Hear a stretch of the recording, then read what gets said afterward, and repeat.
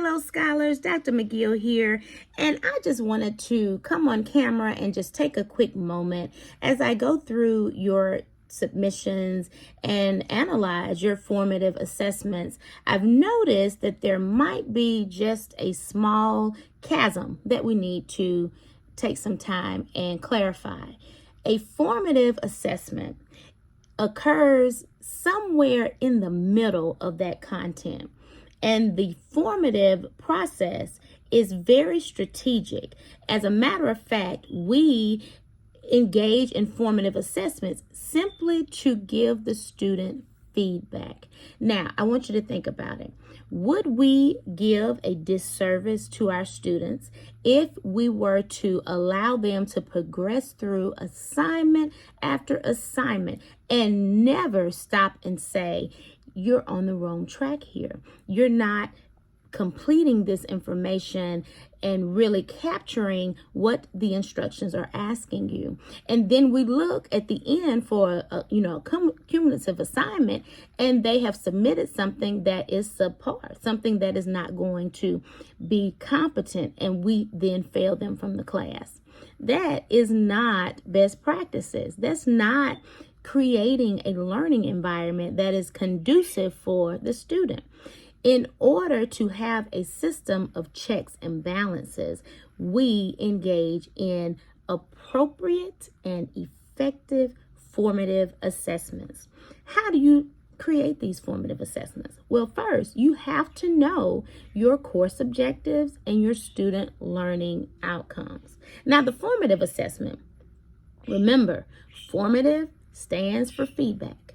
Formative assessment is going to be that key element to gather data on a particular student outcome. So let's say we have a student outcome that learners will identify cultural norms for diverse populations and the influence on social determinants of health. Just something off the top of my head. Now, if that is going to be our student learning outcome, and we're saying they're identifying these, and if we even went a bit further to say they are engaging with these, then we have to then identify what domain exactly are we testing here? What domain do we want to see them fulfill? Is it cognitive? Is it affective? Is it going to be psychomotor? And then your assessment has to align with whatever domain you've identified that student learning outcome appeals to. We would do a disservice to the learner to have a cognitive formative assessment by way of a quiz, and we're trying to capture an affective, reflective domain. How does that work? Because they can know, but we don't understand if they're actualizing, if they are immersing themselves into that experience. And so I can grade it. They can make a 100 on that quiz, and I still will not know if that affective domain was accomplished. That's why assessments matter. Assessments are our bucket. That's how we gather that data. And then we have the opportunity to analyze the information we've gathered and make our evaluation decisions. So yes, there is a formative assessment and a formative evaluation. That formative evaluation is your opportunity to allow the learner to hear your feedback. You did a great job here. However, we have some areas where we can improve here, or we need to strengthen this thought, or more details are needed here.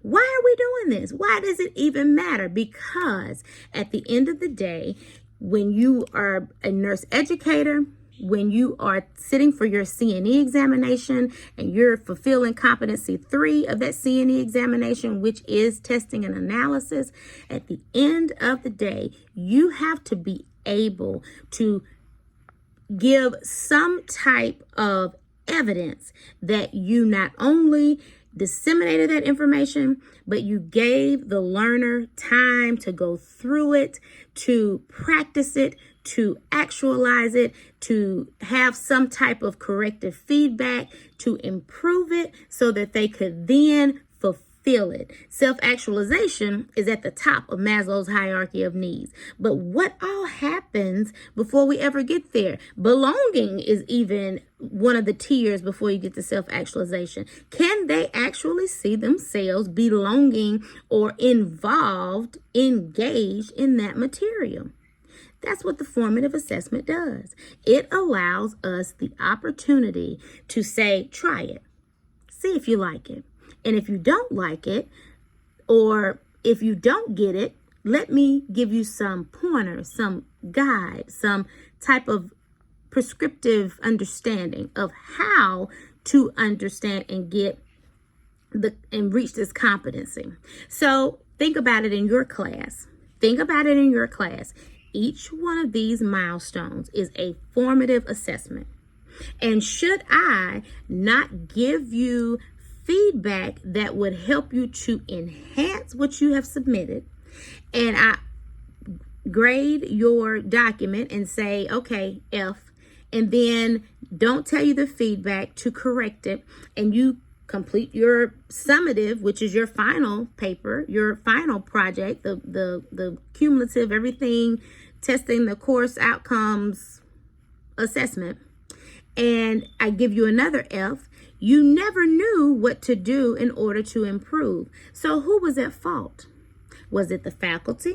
Was it the learner? How can you know what you don't know? How can you know what you don't know unless you submit and you have feedback? So the formative assessment truly identifies how well that faculty is able to articulate directive feedback to get the learner from maybe being off of the pathway to rerouting back on the straight and narrow. Formative feedback gives you the opportunity to see how well that faculty is truly navigating that content to the point where we have processed understanding, to the point where we can apply it. The summative assessment is, now that's the student. Summative, student, final. That's letting us know, did they get it? Did they not get it? But if we ever get to the point where we have a summative assessment and it gives us the data where we have a summative evaluation, the learner did not understand, they did not get it, so I'm not going to allow them to progress on to the next course. And we did not have documented evidence where we were trying to get them to the path of understanding, then we now have a grievance that is very legitimate and will probably be granted and very negatively impacted on your performance because you had the chance to align the formative assessment with the learner outcome that would be accomplished to give you enough data and meat to give the student feedback to correct, improve, so that success can happen at the end. It's all strategic. Every bit of it is strategic. And if you're not connecting each dot to ensure that your strategy is actualized, it is simply because you have not found the value in aligning the outcomes with the instructional strategies, with the assessments, with the evaluation, with the actions from the evaluations, which is your feedback, then moving forward to how can I get this learner to being very successful on the summative assessment. That's the process. That is the process. If you have any questions, please feel free to reach out to me. I will post videos like this as I deem necessary. I never teach the same course twice, the same, because every learner audience is different. And I do think this will really help your particular cohort.